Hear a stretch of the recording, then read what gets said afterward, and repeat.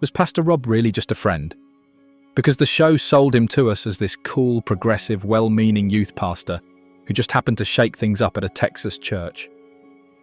But the more you actually look at what he does, not what he says, the more you realize this guy was playing a very specific game. And Mary Cooper almost fell for all of it.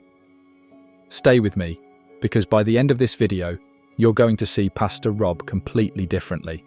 Before we get into the creepy stuff, and yes, we're getting there, let's understand why this character worked so well on the surface. Pastor Rob shows up in Young Sheldon Season 5, Episode 2, Snooping Around and the Wonder Twins of Atheism. He's the new youth pastor brought in by Pastor Jeff to teach Sunday school at First Baptist Church of Medford. Now, the way he gets the job? Already kind of weird. He's asked who his favourite figure in the Bible is, and he says, Judas. Judas, the betrayer. Most pastors would say Jesus, Paul, maybe David. But Rob? He says Judas, because doing unconventional things gets kids interested in Christ. And the church loved it. They hired him on the spot. To be fair, the kids loved him too. Billy Sparks, Missy, even Sheldon Cooper were instantly engaged by his Sunday school lessons. He was young, relatable, charming. He used pop culture references. He made faith feel exciting. On paper, great youth pastor. But here's what the show buried under all that charm. From the very first episode, Pastor Rob started crossing lines, slowly, quietly, and always with a smile. Here's where it gets interesting, because fans who called Rob creepy were onto something, but they couldn't always articulate why. Let me break it down for you. Strike one. He deliberately inserted himself into Mary's personal life. It starts professionally. They're co-workers at the church.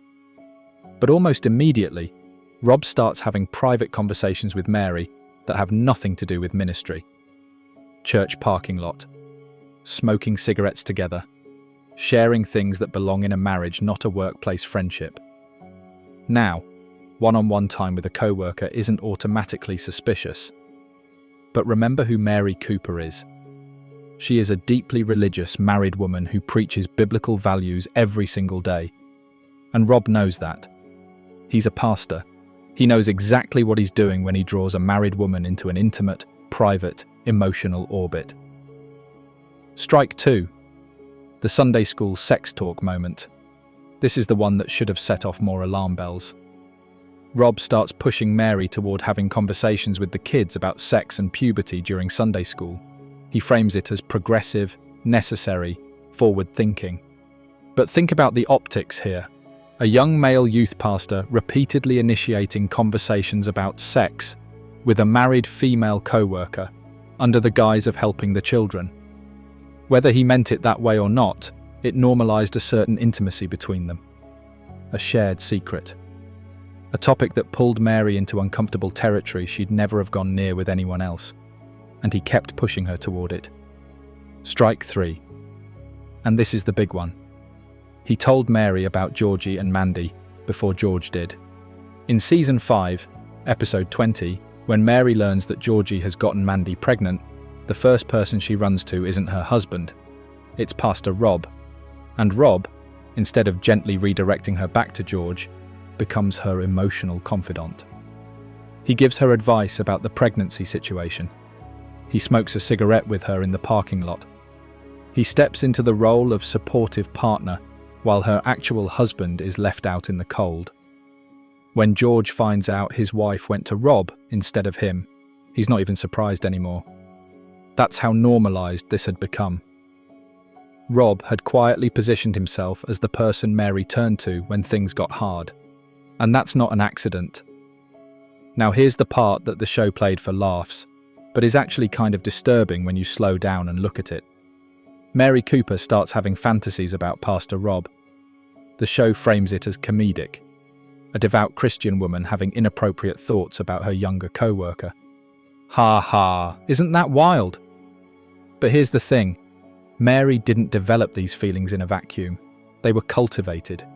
Over months of private conversations, cigarette breaks, emotional confidences, and a younger man giving a married woman the attention and understanding she felt she wasn't getting at home. Rob had to know what he was doing. He's a pastor. He's trained in pastoral care. He knows what it looks like when a married woman starts emotionally leaning on someone outside her marriage. Any pastor worth their title would have gently redirected that energy back toward her husband. Rob did the opposite. He leaned in.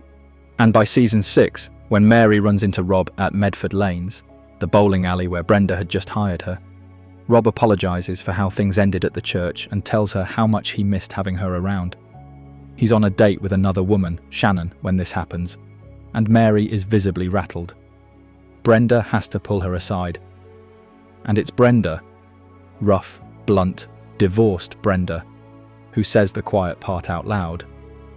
Mary was sweet on Rob. Mary denies it frantically.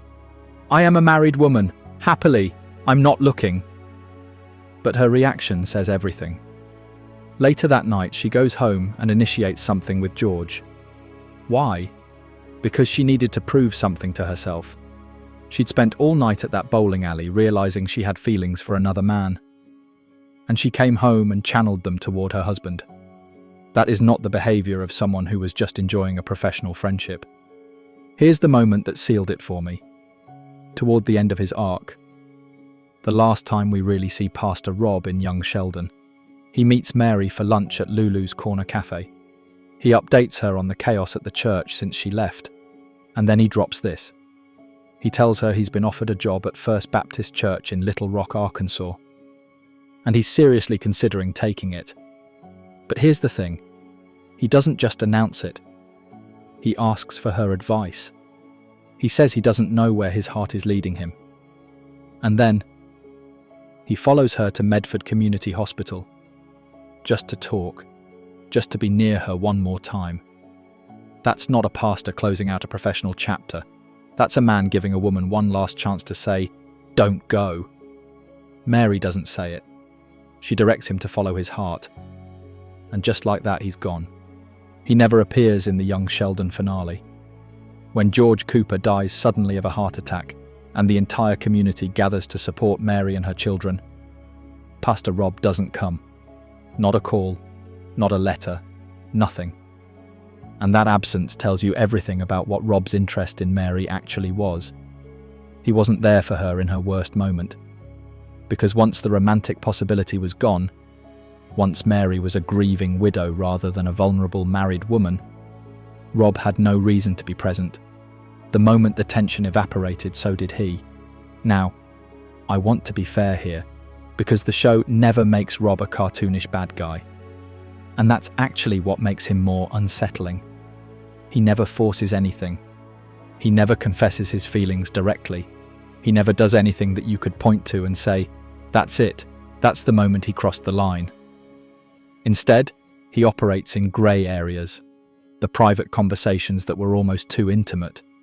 The advice that was almost too personal. The goodbye that was almost a confession. But when you look at the full arc, from his unconventional interview at the church, to the parking lot cigarette sessions, to positioning himself as Mary's primary emotional support while her marriage was struggling, to the "should I stay or go" lunch, a picture forms. Pastor Rob was a man who saw a beautiful, intelligent, spiritually passionate woman in a troubled marriage, and he circled, not aggressively, not obviously, but consistently. And here's what's interesting. The show actually tried to parallel his storyline with George and Brenda's borderline affair. George was tempted, Mary was tempted. The show wanted you to see them as morally equivalent, but they're not, quite. George felt guilty. He called Brenda once and hung up the moment she answered. He pulled back repeatedly. He chose his family. Rob kept showing up. Fans who called him creepy from the very first episode weren't wrong. They were picking up on something the writing team had carefully embedded. The way his charm was always slightly too focused on Mary. His helpfulness always slightly too personal. His timing always slightly too convenient. A lot of viewers couldn't put their finger on why he gave them the ick. Now you know why. So, was Pastor Rob a villain?